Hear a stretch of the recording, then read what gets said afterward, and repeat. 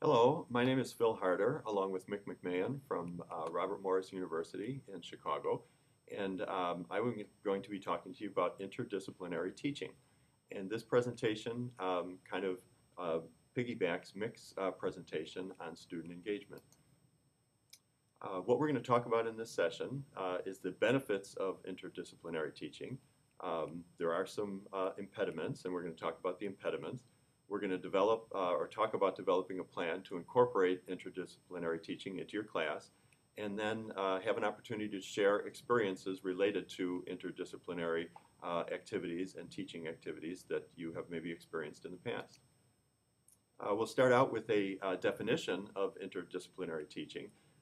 It's not what we sometimes talk about as team teaching, although it can start out with team teaching, but what it really involves is a conscious and deliberate effort to apply knowledge, principles, and related material.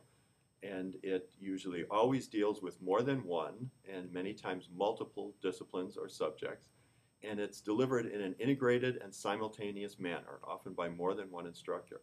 And I think the key here is the simultaneous manner. We really like to talk about interdisciplinary teaching as having two or possibly three faculty at one time delivering multiple disciplines, but with some common themes in the objectives of the lesson, of the curriculum, and in the student outcomes. So that's what makes it really interdisciplinary rather than team teaching.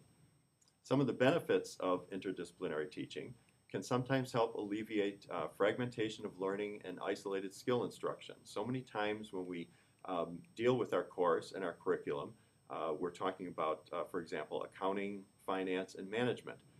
There are very common and key integrated themes in those three topics, in those three curricula. However, sometimes the students don't get the connection when they go from an accounting class to a finance class later that day, then maybe a management class the next day.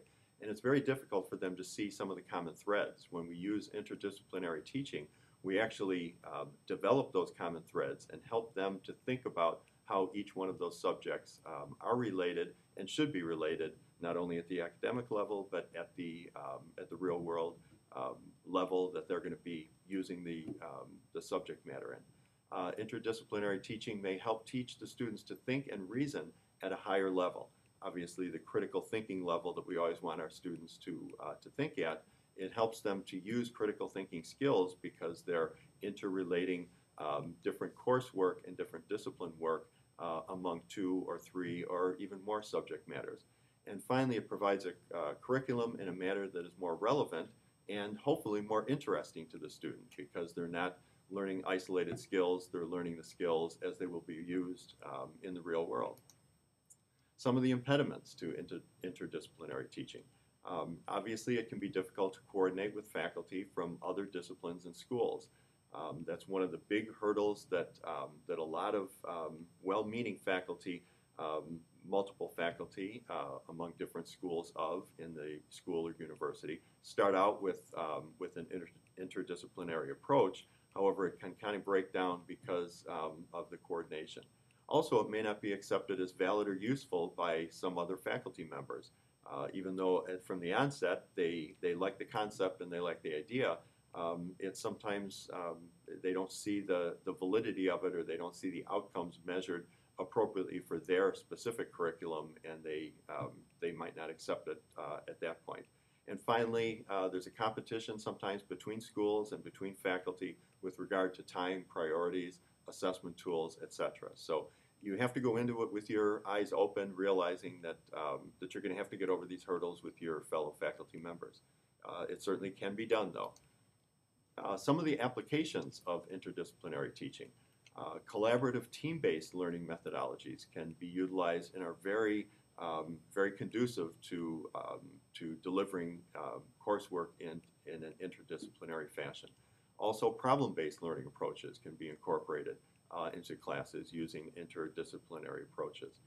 Use of technology, portfolios, capstone projects, all of these are excellent examples of work within the courses, within the curriculum that can be used in an interdisciplinary approach. And finally, one of the most exciting for students is service learning. service learning is very conducive to interdisciplinary teaching because it allows the students to not only connect the dots for the different curriculum, but they can actually do it in an experiential, active way in a service learning environment. Here's where some of the benefits can be hopefully significantly seen of the interdisciplinary approach. It can lead to connected learning that makes more sense to the student. They are able to connect the dots, they're able to see common threads among the different curricula. Again, I've experienced this through the 3 courses that I previously mentioned: accounting, finance, and management, the operations management approach. It also synthesizes and integrates the perspectives of several disciplines in the students' minds, so they get a very good perspective of the different disciplines. And finally, this is one of the most exciting parts, I feel, is the overall knowledge can be greater than the sum of its distinct parts. So when you combine some different curricula and some different disciplines and have some common objectives in the course and some common assessments among the disciplines, you can actually have greater learning and a greater exposure to subject matter than each one done on an individual basis.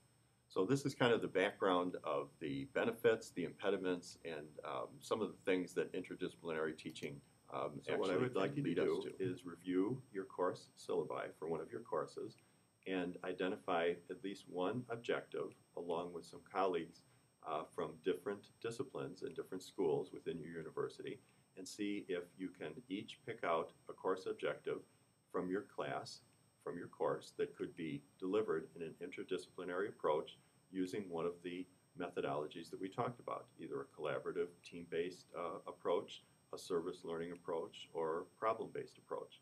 Reflect on your experiences that you have utilized and that you've had in your class, and then see what worked and what didn't work.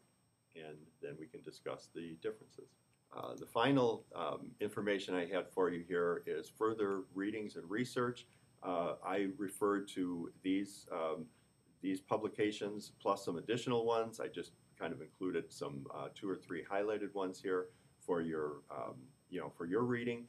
And I'd like to hear from you as far as how you've used interdisciplinary teaching in your courses, and we can share some of those results and talk about some of those results at future sessions.